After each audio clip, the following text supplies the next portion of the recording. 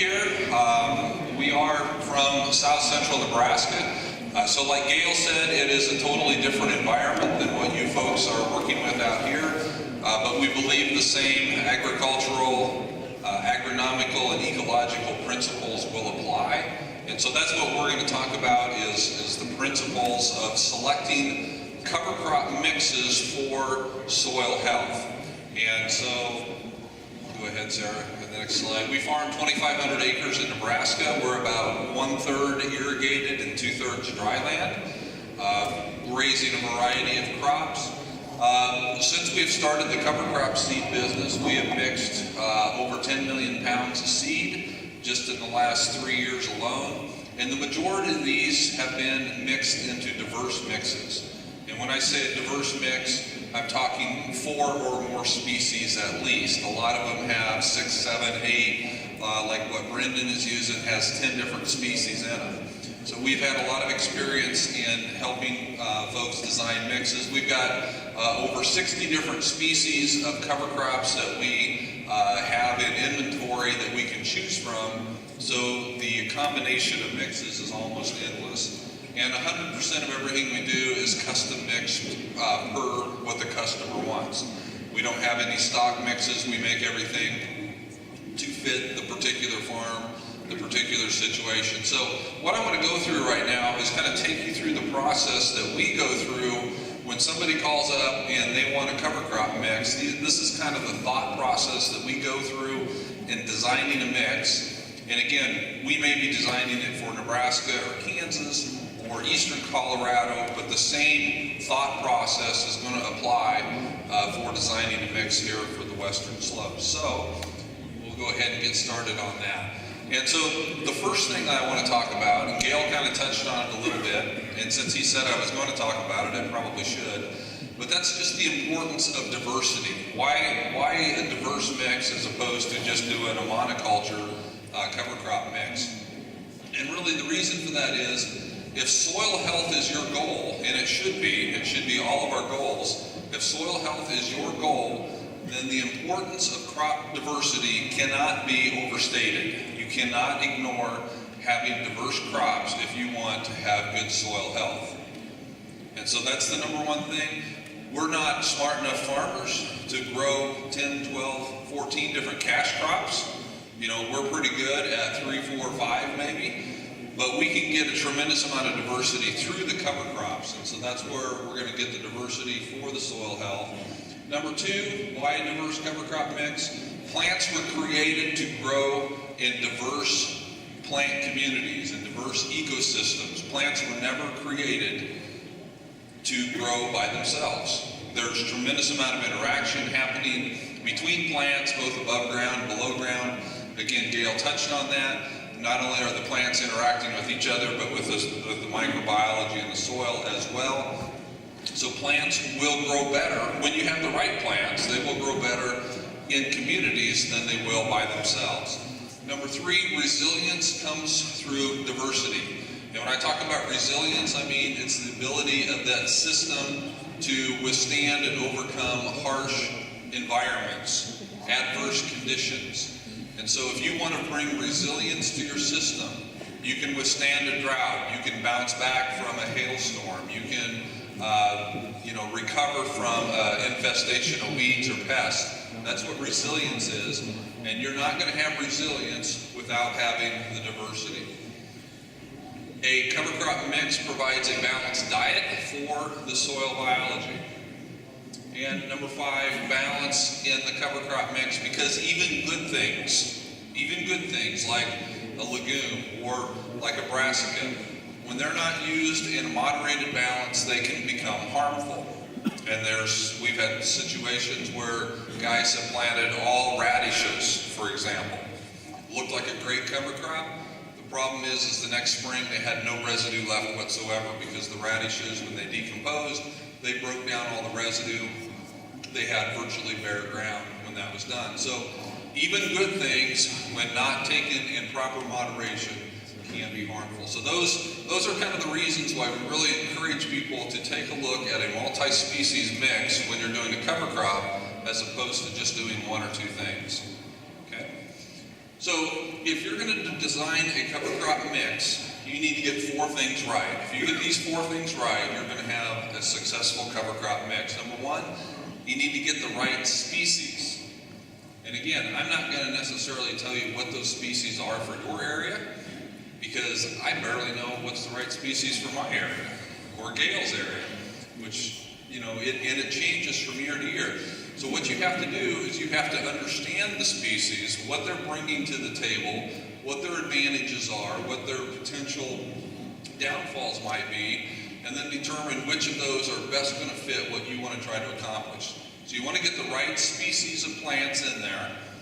Number 2, you want to get the right inoculants, because especially if you have legumes, you need to get the proper inoculant for those legumes. And if you go over here and talk to Brandon Wright later on, he'll tell you that not only the legumes can take advantage of different inoculants, but the other plants can as well. And the inoculant, we use Brandon's micro-knock inoculant on all our cover crop mix. And there are things in there that are benefiting the grass plants and the broadleaf plants as well as just the legumes. But if you're not going to inoculate your legumes, I would not spend the money on it. I'd spend the money on something else. Get the right seeding rate. Don't plant it too light, don't plant it too heavy. There's problems with both cases there. And get the right time. Timing is extremely crucial with these cover crops. And if you're too early or too late, it can make a big difference in how things work. And so those are kind of the things that we consider when somebody calls up and says they want to do a cover crop mix, is we'll kind of help walk them through these 4 steps to try to get these things right. And then we ask 4 main questions. Number 1, what are your goals? What are your concerns? What resource area are you trying to address? What do you want to accomplish with this cover crop mix? Because if you don't have a goal or a plan for your mix, for your cover crop, you'll have no idea how to build it. So that's where it's got to start. What do you want to accomplish? Number 2, what are your environmental factors? And I'll go through each of these 4 in more detail here in just a moment. What's your time frame and what's your budget? So let's look at each of these 4 in a little more detail. Under the goals or the concerns, go ahead and go to the next. There's lots of different reasons why people do cover crops. These are probably 8 of the more popular ones, or 8 of the ones that we hear people talk about most often. Number 1, they just want to have a healthier soil. They want to increase the amount of biological life in the soil. We all want that, and that's a great goal. That's a great concern, is that your soil is not healthy or living enough. A lot of guys want supplemental grazing. I would say out of those 10 million pounds of seed that we've mixed, I would say half to 2/3 was designed to go through a cow at one point or another. So supplemental grazing is a huge, huge part of what we do, and we try to design mixes with that in mind. Increased fertility. I want to grow my own nitrogen instead of buying it. Well, that's great. That's a goal. We can address that with cover crops, but we need to know that that's one of the goals that you have. Nitrogen capturing or cycling. This would be a situation where you're coming in after a crop that you think maybe has left some nitrogen in the soil, and you want to capture that so it doesn't leach away. So that's a different goal than producing nitrogen. Now you're cycling stuff that's already there. And it is not limited just to nitrogen. Brendan talked about planting buckwheat because it can help free up and release phosphorus that's in the soil. And so that's another goal, is helping make that available. Number 5, additional lasting residue or cover. Very, very important for especially the arid environments. It is much easier for me as a farmer to buy and put nitrogen on my ground than it is to buy and put carbon on my ground. So when we plant cover crops on our own ground, we typically lean towards growing the carbon, and we'll figure out how to get the nitrogen in later. We still put some legumes in there, but we lean more towards the residue side, because you can't do both. You can't, if you call me up and say, I want a cover crop that's going to produce a lot of nitrogen and give me a lot of long-lasting residue. You can't, because one comes at the expense of the other. The high nitrogen crops break down quickly, and they're not going to leave a lot of residue behind. And we'll look at the carbon-nitrogen ratio, what that means, and why that's so important in designing a cover crop mix. because it makes a huge difference in how much residue you have left. Weed suppression and disease cycle. Cover crops can do a great job at suppressing weeds, helping to break disease cycles in between your cash crops. And that's why you need to choose the right species, because you don't want to choose species that are going to encourage a particular disease for that next crop, but you want ones that are going to help break that cycle. Erosion control, get things holding the soil in place to protect it from water, protect it from the wind. So that's a goal we hear quite often of what people want to accomplish. And then breaking up compaction. They want the deep-rooted radishes. They want sunflowers. They want things that are going to help break up some of those compaction layers that may have accumulated over the years. So these are just some of the goals. There are other ones that people have, but these are probably the main goals that we hear people talk about. So the first thing that we'll want to know is, if you want to do a cover crop mix, we're going to want to know what are you trying to accomplish? What's your goals? So that's the first thing. Second thing, go ahead and go to the next slide. What are your environmental conditions? And when I'm talking about environmentals, how much rainfall do you get? Are you irrigating? And this is going to come into play with the seeding rate, what species that you're going to use, how much evapotranspiration are you going to get? Mike talked about taking the E out of ET. That's what the ET is here. You can't really change the transpiration that much of your plant, but you can certainly change how much moisture evaporates from your soil by getting it covered up. And so the ET of your location is also going to come into play with how much available moisture you have to work with. What's your growing season? Because that's going to play a big part in getting the timing right. Because there's some things that can't be planted when it's cold, and there's some things that won't grow well when it's hot. So you got to get the right things in at the right time. What are your soil type? What's the soil condition? That's going to play not as big of an effect as some of these others, but it's still important to know. How are you going to seed that? Are you going to put it on with a drill? Are you going to broadcast it? Are you going to put it on with an airplane? Are you going to have your kids go out and spread it by hand? What's your previous crop? And most importantly, what is your next crop going to be? Because the next crop, to some extent, is going to determine what I want as my cover crop. Because again, I want to do no harm to my next cash crop. So that's going to come into play in what I select as my cover crop. And then if you use herbicides, what were the herbicides that were previously used? Because some of those can have some carryover, which can certainly affect the growth of your cover crop. So these are some of the things that we take into consideration as we build this mix. What's your time frame? There's basically four times, or four kind of time periods where people can potentially plant cover crops.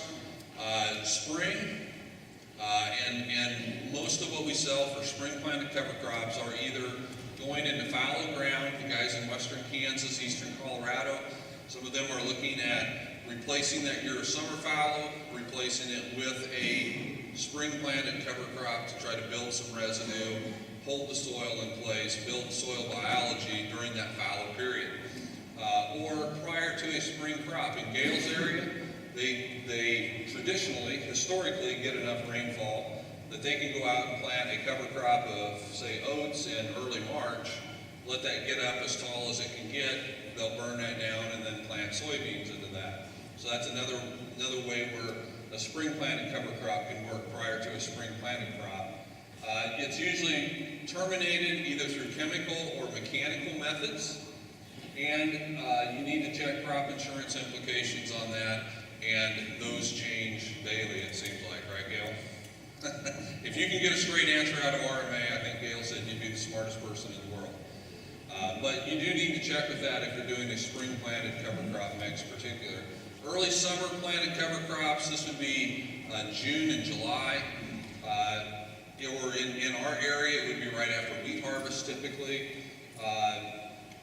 In our area, this is one where we can plant in July and August, and we know that the frost coming in October is going to kill a lot of that cover crop for us. That's a really nice fit, because now I don't have to terminate it either through chemical or mechanical means, because the frost is going to take care of it. And that's a huge benefit. So that's a pretty popular one with with the amount of wheat acres in Nebraska and Kansas and Colorado, this is probably where we see the majority of the cover crops going, because it's a good window to fit it into. There's a long growing season after the wheat is harvested. You can take advantage of a lot of different species, and you can really get a lot of good growth out of your cover crop. Late summer, this would be August, early September in most areas. Some guys will delay planting after wheat harvest to try to get a flush of volunteer wheat up or a flush of weeds up, and then they'll plant the cover crop. And again, that will almost always be just a frost termination on that, which is very nice. And then we got the guys planting fall cover crops, either after a fall crop is harvested or they're seeding it into a fall crop that is not quite harvested, but is starting to mature and die down. So they're using an airplane to spread the seed on, and they're getting the cover crop to come up while the cash crop is still drying down. And then kind of mixed in with all this, I guess, you could throw what Gail was talking about with the whole thing of intercropping. That could kind of be done really about at any time, depending on the cash crop that you have. Intercropping, in my opinion, is kind of the new frontier. Lots of exciting possibilities, a huge amount of challenges though with intercropping. And I think, as Gail would tell you, there's lots more hurdles to have to cross with intercropping than there is with just kind of a traditional cover crop. But again, with the risks that you take there, there's also a lot of potential reward. So you definitely need to kind of know what your timeline is if you're going to know how to select and build this multi-species cover crop. Okay, next slide. And then what is your budget? How much can you budget towards this? These are just some real general categories. The low budget would be cover crop mixes that would be probably $20 an acre and less. That's going to get you a fairly low seeding rate, and it's not going to get you very many legumes. Legumes typically are going to be the most expensive part of your cover crop mix, because legumes typically are the lowest yielding crops as far as pounds per acre, and anything that is a low yielding crop has to be a high value crop in order to get somebody to grow it. And so legumes typically are going to be one of the higher costs in your cover crop mix, but the trade-off is they're producing nitrogen, which is also a high cost, so you can offset that. But in a low budget cover crop, there's probably not going to be a lot of legumes in that. A medium, $20 to $30 an acre. Average seeding rate, probably a decent amount of legumes. It's not what we would call necessarily a nitrogen fixing mix, but you're going to get some nitrogen fixation. As you move into the higher rates, you're going to have more seeds per acre, and more importantly, you'll probably have a higher concentration of legumes in that mix.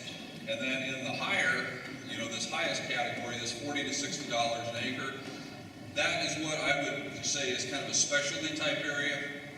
If you really want to do nothing but produce nitrogen, and I've got organic people that we work with, they'll spend $60 an acre planting hairy vetch. But he's also growing 150 bushel corn crop behind that hairy vetch, and I can line up a lot of farmers that would be glad to have a $60 nitrogen bill for their corn crop.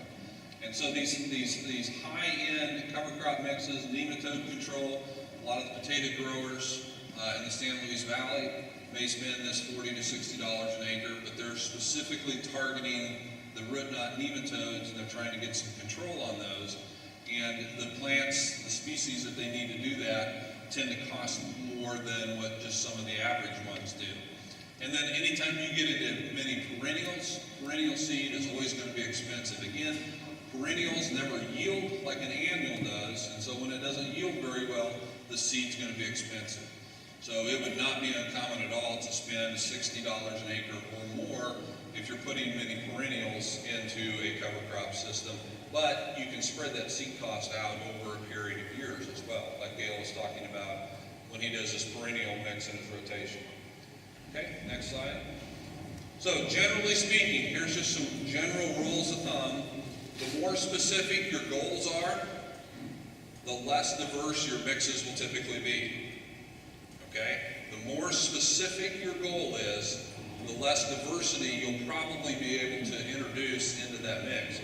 For example, the organic producer that we work with up in our area.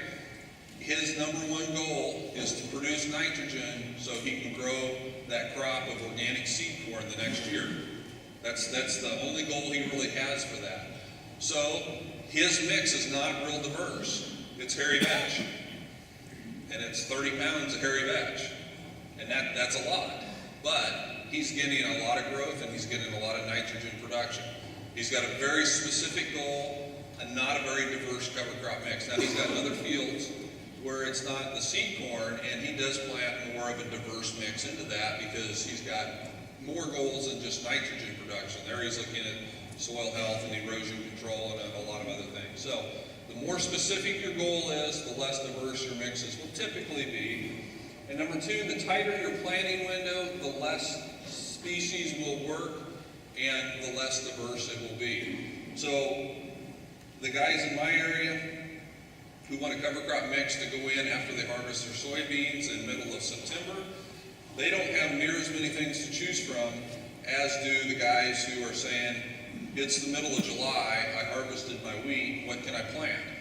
Well, you've got about 60 things to choose from there. Where the guy that's not getting in until September or October, he's down to maybe 6 things that will really work well in that area. So the shorter or the tighter your planting windows are, the less diversity you're going to be able to have. You can still have some diversity, but it's not going to be as much as where you have the long growing windows. And so what we try to encourage people to do is there are things that you can do to widen those windows out.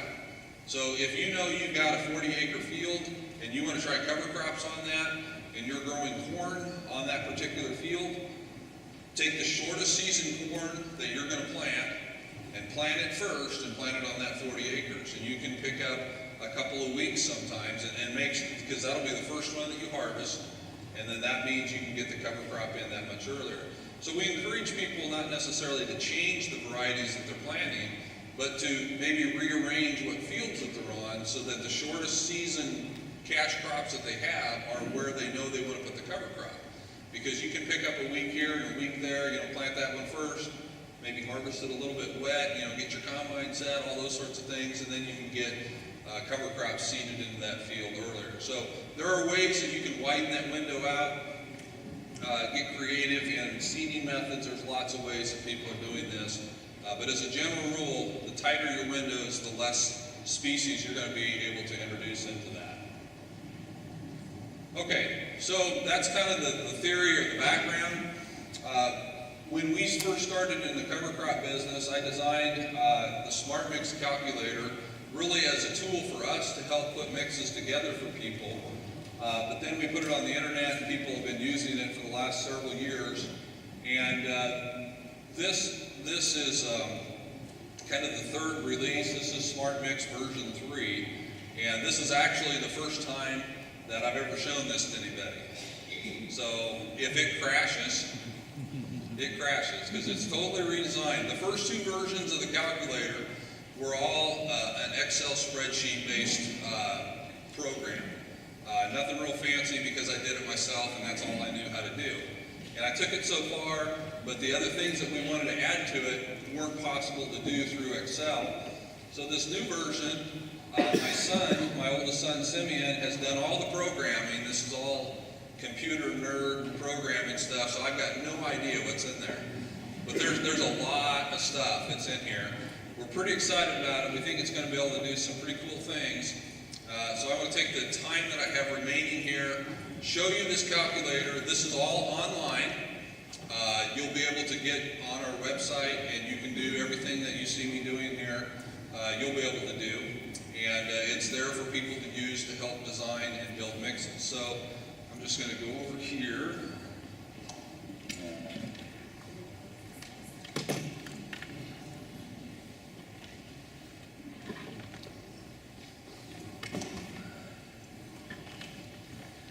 Okay.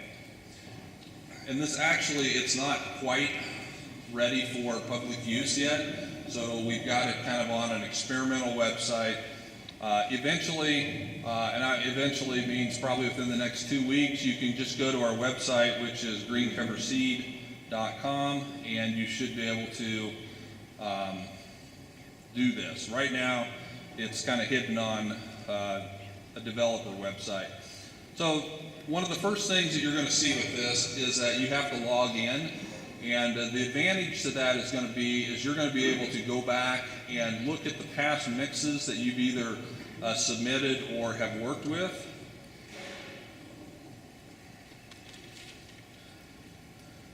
So if you're a first-time user, you just go down and click on where it says register, and if you've been there before, then you just come here and log in.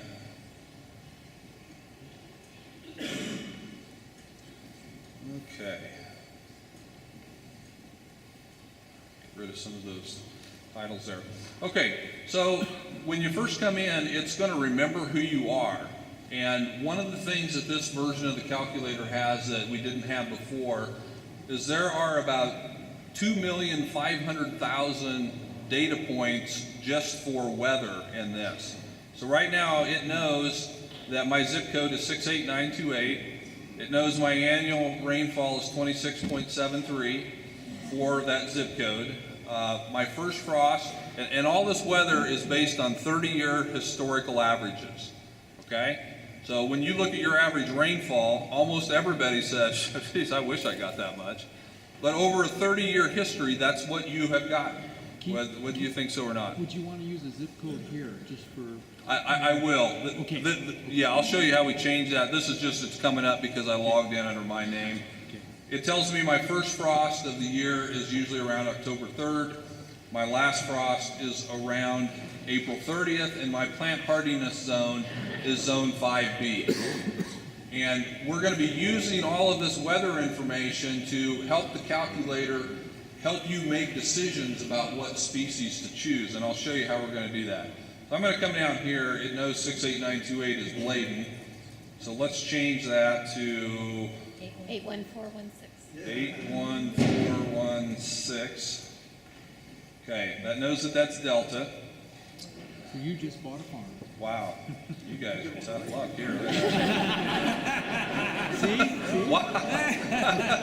It's 1/3. Woo! We got irrigation. Yeah, no wonder you guys complain all the time. Wow.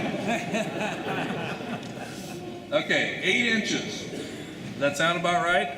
We got irrigation. Okay, you got irrigation, good. So for your area, the first frost is around October 8th, 30-year historical average, and your last frost is around May 1st, and you are plant hardiness zone 6B. Okay. So that's there's 45,000 zip codes in the United States, and this thing knows all that information about all 45,000. Don't ask me how he did that, but we got it in there. So the other things that you're going to do when you come in and you build this crop is it's going to ask you, how are you going to seed your crop? And again, these things are coming up already in here because it remembered what I chose last time. But I can come and I can say I'm going to drill it, I'm going to broadcast that with an incorporation pass, or I'm just going to broadcast it with no incorporation. So we're going to say we're going to drill this crop. You also need to choose what your next crop is going to be. And you know, out in your area here, you guys grow some different things. We can try to add some of these things later on if we don't have your next cash crop listed here, because we didn't really know exactly what all to put in here. So we just chose the more popular ones. So we're just going to say corn, because I know you guys grow that here and I'm fairly familiar with it. How many acres are you going to plant? You'll have a chance to change this later, but it just comes up at 100, so we'll leave it at 100. And the other thing that you need to choose is, when are you going to seed this and when are you going to terminate it? Because what it's doing is the program knows how many growing degree days you have for your zip code for every month of the year. And so by telling it when you're planting it and when you're terminating it, it will know how many historical growing degree days you have for that time period, and then based on those growing degree days, it will look at each species that you choose, and from the accumulated growing degree days, it will know what maturity stage each of those species will be at termination, and then that's all going to go into to the carbon-nitrogen ratio calculation. And so that's why you have to choose a seeding date and a termination date. So let's just say, for example, you have somebody here that was growing a wheat or a barley crop. And I like doing the summer planted ones because we can do a really nice diverse mix. We'll have a lot of different species to choose from. So when would they typically harvest the small grains here? You're looking at mid-July? Anybody grow wheat or barley? Mid-July work, okay. All right. Late July, okay. We'll say July. We don't want to work on a Sunday. We'll do July 26th, okay. And so it says 2013, but it doesn't matter what year it is. Our termination date then, we're going to make the assumption here that we're not going to go out there and spray this. We're not going to go out there and disc it in. We're just going to let the frost take it out, okay? But I don't want to just choose the first frost date, because if I plant, oats or rye or radishes or turnips, things like that, those aren't going to be terminated by the first frost. So I'm just going to say, well, I think that most of this stuff will live till Thanksgiving time. So we're going to pick November 28th. And that's 127 days. Now, the cool thing about this is that if you choose a warm season crop, it will know that it's going to die with the first frost, and it knows when the first frost for Delta, Colorado is. So for that crop, if we choose sorghum Sudan, it's going to know it's not growing till Thanksgiving time. It's only growing till October 8th.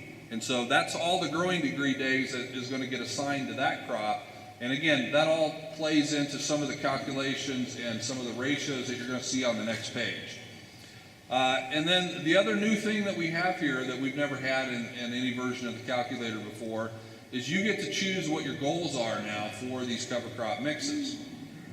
So here's all the different goals that you can choose from. And we're going to say, yeah, we want to increase soil organic matter. Goal number 2, you don't have to choose more than one goal, but if you choose 3 goals, the first goal that you choose will always have more importance in selecting the crop than the second goal. The second goal will have more influence than the third goal. They'll all have an effect on it, but it's always going to be weighted towards the first one as the most. So we'll do erosion reduction, and let's do, you want to do nitrogen fixation? Sure. All right, we'll see what that does. I'm a little nervous. I've never done this before, so if it crashes, we'll see. Okay. So we're going to click next. It's going to take us to the next screen. Okay. Now this screen, it's going to give us a little bit of a repeat of our information here. Here's our zip code, plant hardiness zone. Here's our frost-free period, average annual precipitation. Here's our growing period, our growing degree days. We have, in that period of time, you're going to have about 1,532 growing degree days accumulated. Now, this number right here is incorrect, okay? It would be great in an 8.35 inch annual precipitation if you got 9.2 inches in that 127-day period. I need to talk to my son. That number is not calculating correctly, so just ignore that number. That typically would tell you how much precipitation you get in that growing period that you chose. And the reason why that's important, it's probably more important in the higher rainfall areas, because we come across guys all the time that will say, well, I don't have enough moisture to grow a cover crop. But if they would look at when they finish their wheat harvest, like the guys in Kansas, they're harvesting wheat, say June 20th, and they're not planting their next cash crop until April. They may be getting 18 or 20 inches of historical moisture in that time period. And Gail, what's the typical Kansas soil? How much moisture can it hold? Yeah, a couple inches a foot. So maybe 8 to 10 inches is all it can hold, and you're getting 18 inches. Well, the rest of that's got to go somewhere. It's either going to run off as erosion, or it's going to percolate down through as excessive infiltration, and it's going to carry your nitrogen and sulfur and other things away as well.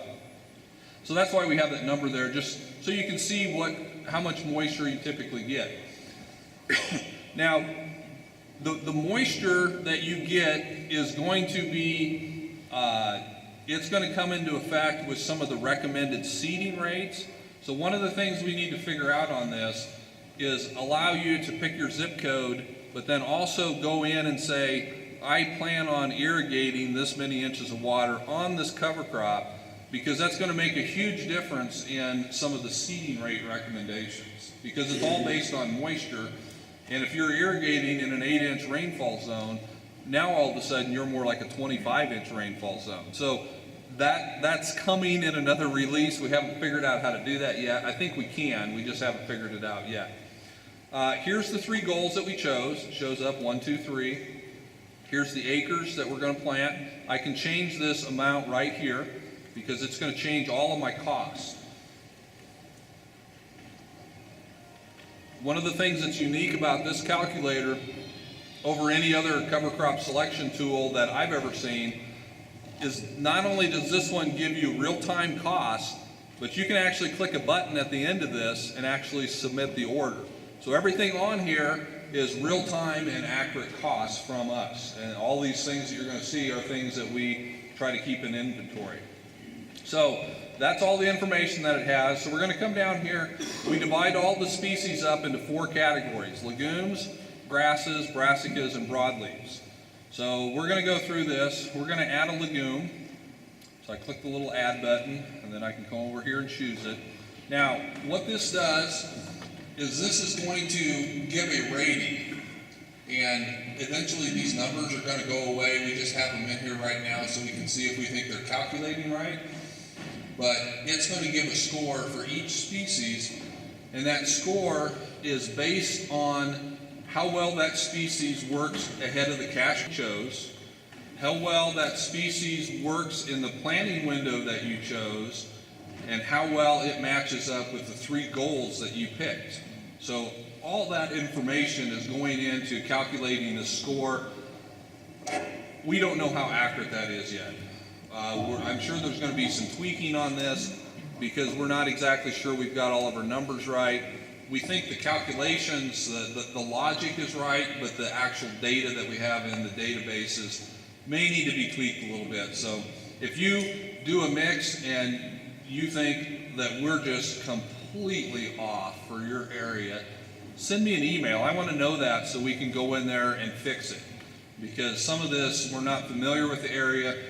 We were just having to kind of make some estimates. But in this situation, here are the different things that it says would work well in this area.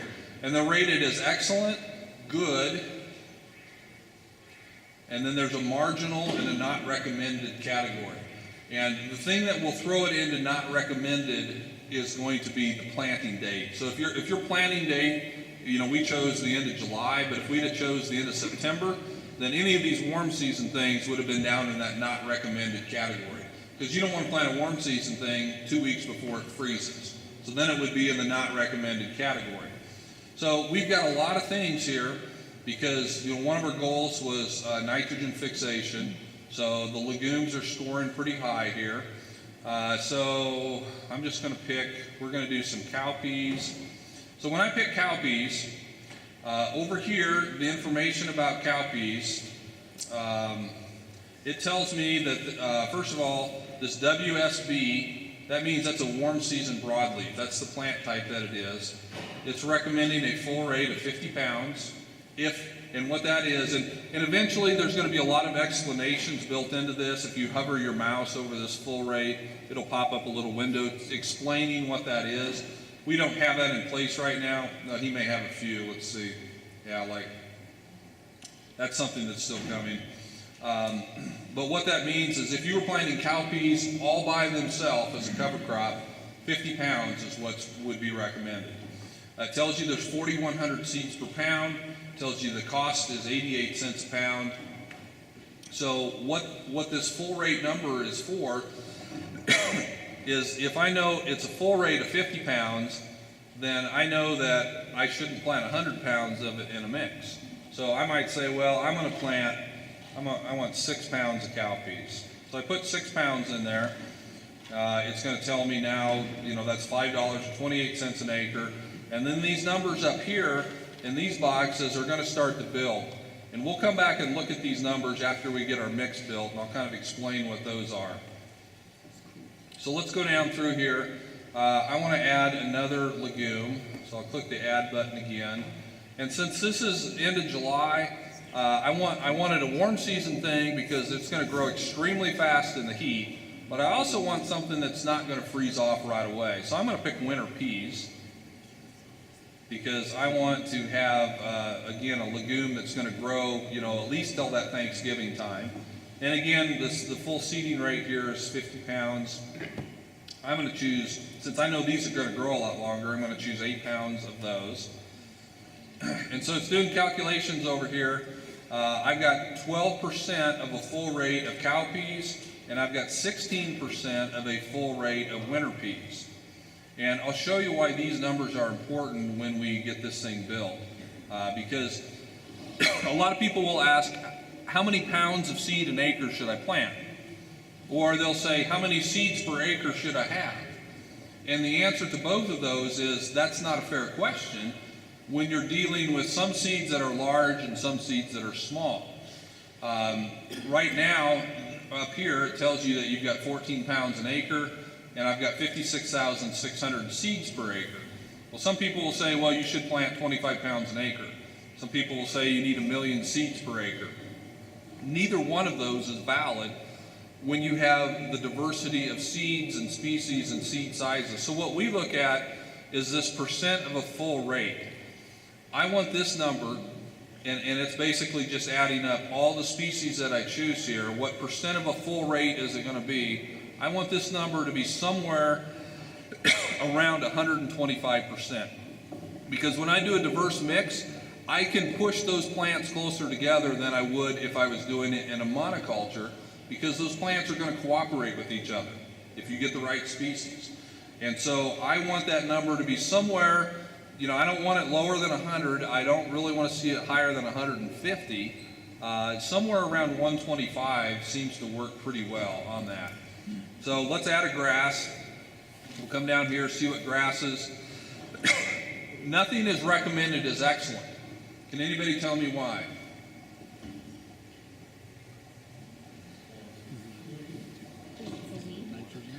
No, it's not a weed. We don't sell weeds, Sarah. Nobody else was answering. I think I heard somebody say, remember one of our goals? Nitrogen fixation. 0 points for the grasses on that. Now, just because it's not excellent doesn't mean we can't choose it. And if we had not chosen nitrogen fixation, quite a few of those would have been up in the excellent category. Okay, but because we had nitrogen fixation as a goal, the grasses aren't going to get any credit for that, but that doesn't mean we don't want to put them in there. So again, lots of different grasses to choose from. And eventually each one of these, if you click on it, will take you to a sheet that would tell you all about it. Okay, because you're going to tell me, I have no idea the difference between proso millet and pearl millet. Well, that's okay. We'll have a little deal here. You can click and read about proso millet, read about pearl millet, read about collards, read about radishes, all that. Again, that's all coming. We're really on the early stages of this right now. So here's the different choices that I have. I'm going to choose, I want some fast growth, so we're going to choose some sorghum sedan. And the full rate recommendation there is 25. These numbers look a little high. I think something there is not calculated. These numbers look like what it should be in a 25-inch rainfall area. See, I'm learning all kinds of things I gotta go home and fix now. I'm not sure if this is good or not. We're gonna put 5 pounds of that in. And then again, because this is planted in kind of that transitional period where warm season things will still work and I can still get some growth, because I've still got all of August and all of September and that first week of October. So I've got 9 weeks of warm season growth, but I've also know that I can get my cool season things to grow a long time. So I'm kind of in the area where I'm gonna mix and match my warm and my cool season. So we're gonna do sorghum sedan. I'm also gonna do some oats. And we're gonna say we want to have 18 pounds of oats. And by the way, these are supposed to line up going across here. I'm not sure on this display. When I was practicing at the hotel, they lined up going across, but another bug. Sarah Palin, are you keeping track of all the things we need to fix?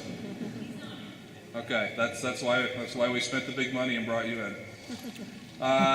Brassicas, we want to add a brassica or two in there. So here are my brassica choices, and everybody knows about the radish, so we're going to choose the radish. The full rate of a radish, and again, it's moving these down to where it's not lining up, it's hard to read, is 8 pounds, so I'm going to do 1.5 pounds of radish. 25. You want me to take notes, Keith? Boy, I think you're going to have to. You need that column to be bigger. And since Brendan likes buckwheat so well, buckwheat scores high, we will put in 4 pounds of buckwheat.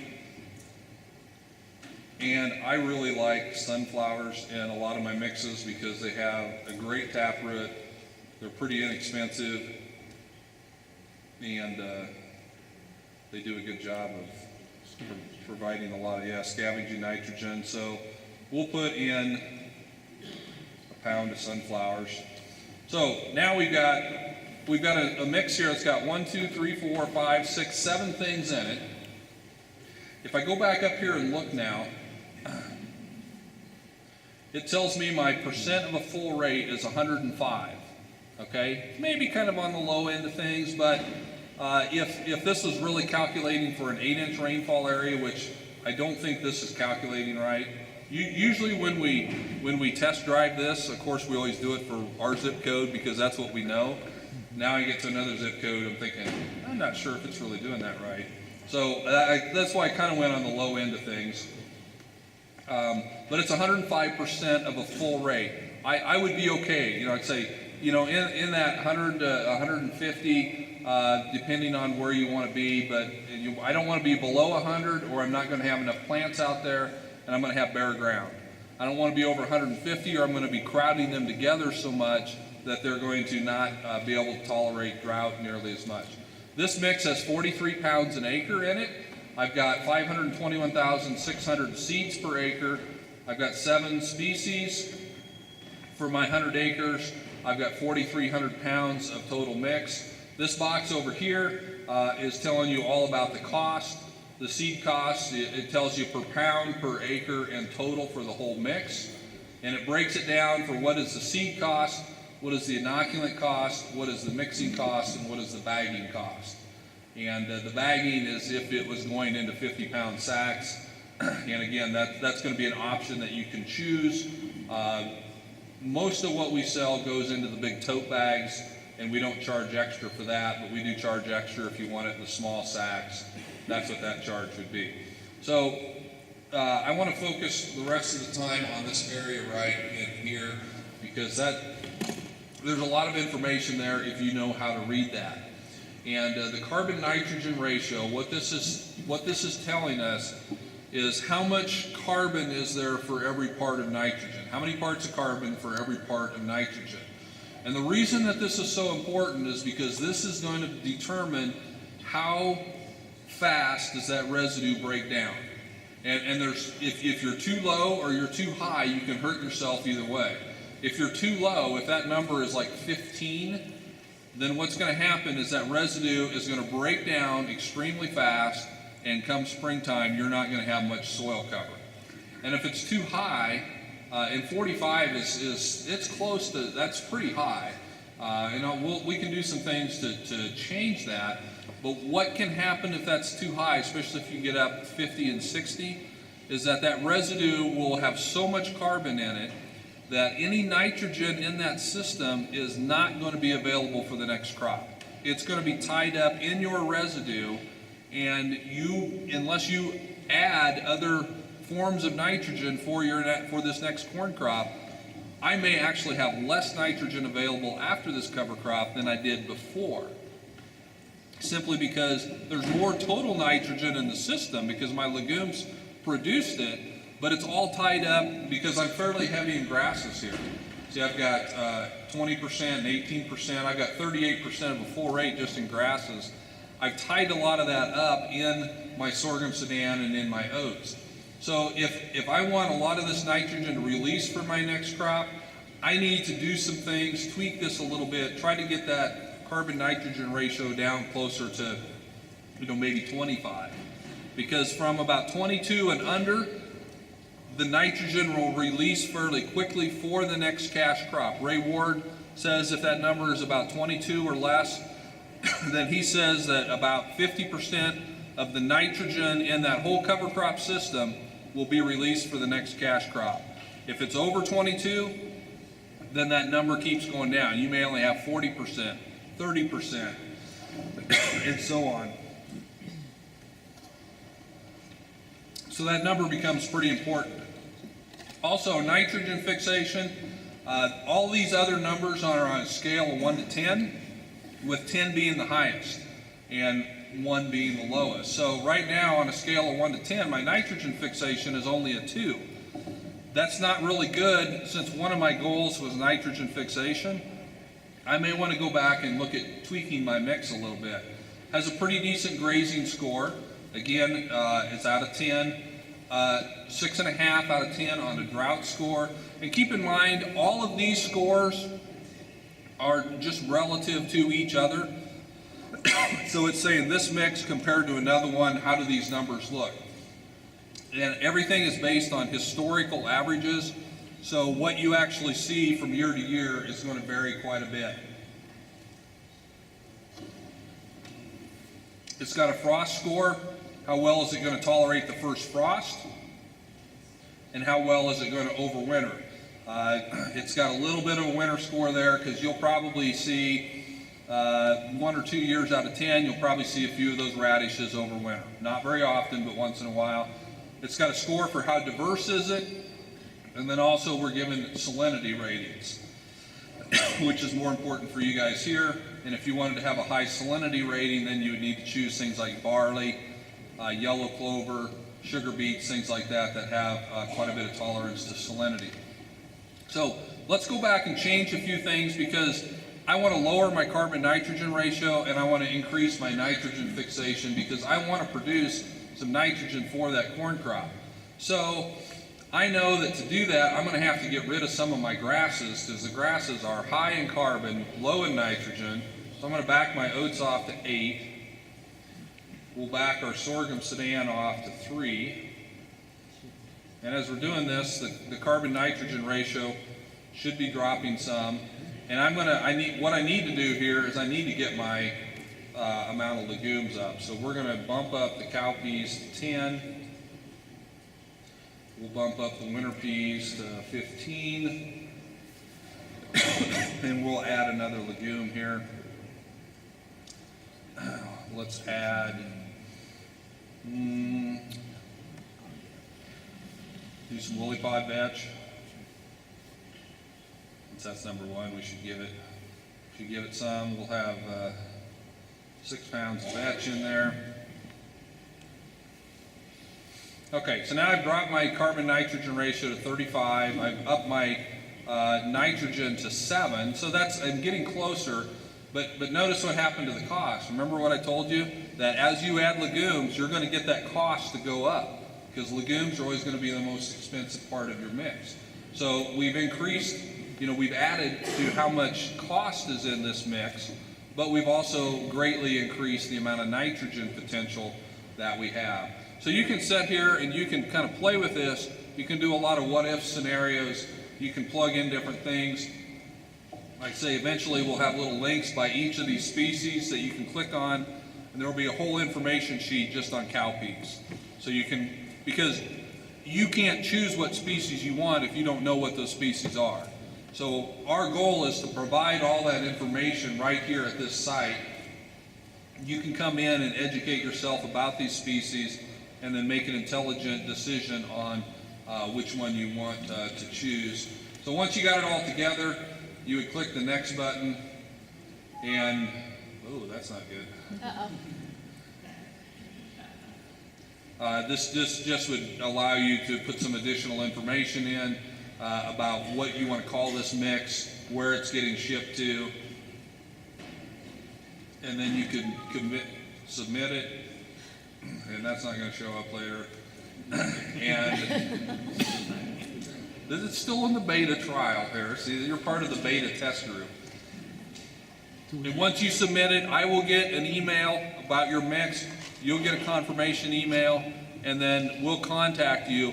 If you submit this mix, it's not the final commitment to order. We're always going to get a hold of you to say, are you sure you want to order this? You know, are you ready to order this? And we can talk about shipping and things like that. So just because you submit it doesn't mean you're committed to it. So that's the Smart Mix version 3. When we started this, we knew it was going to be a complicated process. I think it surprised even us how complicated it is, and once you get into all this computer programming, just exactly how complex things get. So that's why I'm going through saying, oh, didn't see that one before, we got to fix that, and fix this, and fix that. So, Mike, do we have time for questions? One question. Is there a question out there for Keith? Okay. Do you consider elevation or soil types and that sort of thing in selecting the mixes? So do you select based on elevation and soil type? Yeah, good question. We probably should, but we're not smart enough to know how to do that yet. Elevation is definitely a factor. We'll have to figure out how to work that into the program. What I would say is that you know your environment, and that's where you have to educate yourself about these species. What species work well, what species don't. And, you know, really the best way to do this is just to try different things on small areas. You know, everyone can afford to have an acre or two fail on. You don't have to plant a whole quarter section, or you guys probably don't even have quarter sections here. You don't even know what those are. You don't have to plant a huge field to know if something's going to work or not. You know, plant a few strips, you know, plant different things at different times, because what works in my area is going to be totally different than at the elevation. You know, now we do have some decent data from the San Luis Valley of a lot of these cover crops, because they've been, you know, doing quite a bit of the green manure cover crop work.